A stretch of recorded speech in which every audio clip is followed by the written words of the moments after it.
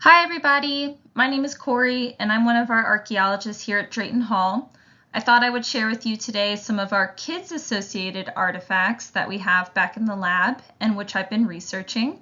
So this includes several different types of toys as well as other objects likely used by kids at Drayton Hall. So the first type I'll share is a teaware set.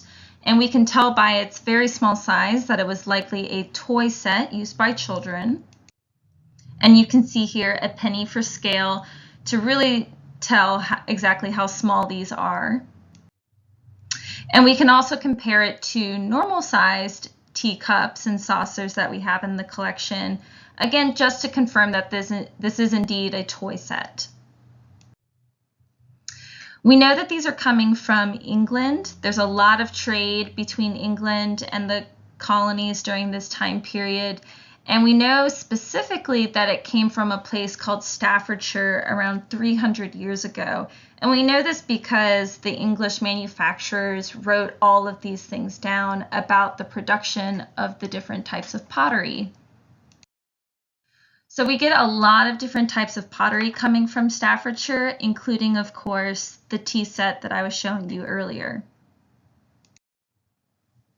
So even though these fragments are very broken and it can be a little difficult to tell, we can look at surviving examples like the image at the top in order to determine what they would have originally looked like. So for example, I can see that this would have been a saucer, and these are both teacups, and finally this one is a coffee pot. Coffee pots looked a little different back then than they do today, specifically because they have straight sides in the 18th century.